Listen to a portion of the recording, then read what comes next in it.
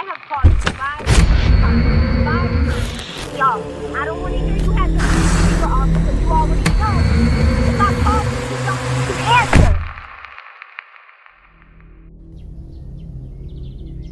In my place, they say the world is full of surprises.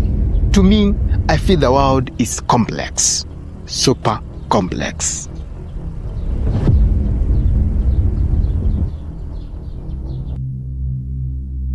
Why do we do bad things to each other?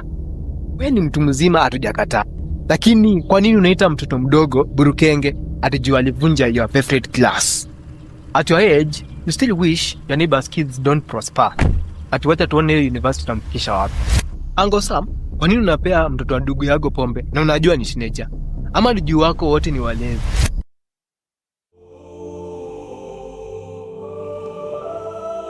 We have just started.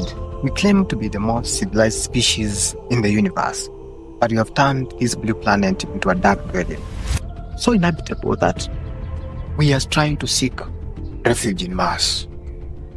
I might be wrong, yes, and I'm always glad to be corrected. But tell me why. You killed your brother just to take their share of land. Sad. Now you have sold everything, and what remains is your burial site. Or maybe that's why you are sorting your wife, because you can't swallow that painful truth. I think this is the 5th time you're telling us that being raised by abusive step-parents is the reason why you treat your junior colleagues like kids. You need therapy, and time is taken. What happened to humanity? What happened to humanity? We embraced Afghanism just a few years ago. But wait, we loved each other. The children belong to the community. Donda, one question. Just one question. Why are you so rude to your customers? Nikiingia ulinishow ni 100. Hiyo 50 nataka niongeze, nitatoa wapi? A very beautiful nurse like you. We even did a fundraiser for your education. But a patient just told you that akona kifua. Unamwambia kila mtu akona yake. You understand how insensitive that is. Landlord, tunajua huyo kijana hajalipa rent miezi 2. But kwa nini umwambia nanuko umaskini? For the record, we are not advocating for perfectionism. We are not saying we should be holy. We are human beings and the common feature among us is mistakes.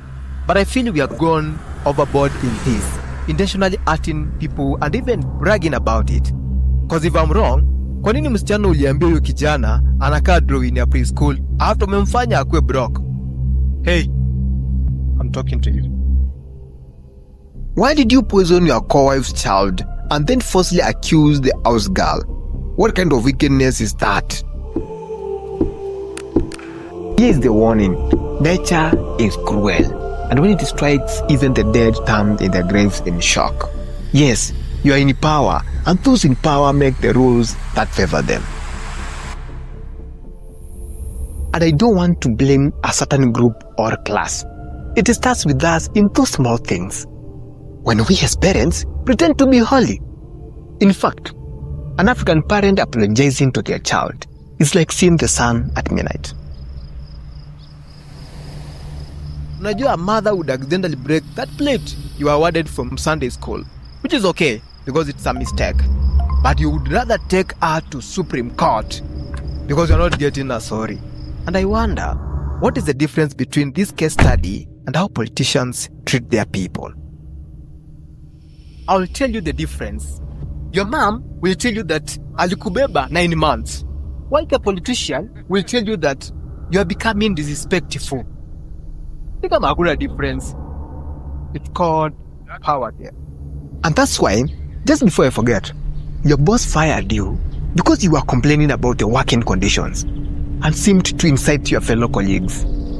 That's why your principal expelled you some years ago pale high school ya kuita githeri chakula ya kuku, to mean that the weevils are too much. Hold on there. Human beings is to error, but something has to change. A widow's sleepless tears are not shared in vain. They carry a debt. As someone beat you or your great-grandchildren in 2080 will pay that price. Hao watoto unatesa, you wako, one day they will feed you all your children. That managerial position you are using to be vulgar as possible because you know people will be one day a story to your fellow draggers at your local village. And you being oppressed, do me a favor. Fight back, educate your kids, empower them, network with people, make your own seat and pull it to the table. And hey, never stop praying. It's survival of the fittest. If you don't fight back, they will kill you and ask forgiveness from God. And guess what? You will forgive them. Hold on there.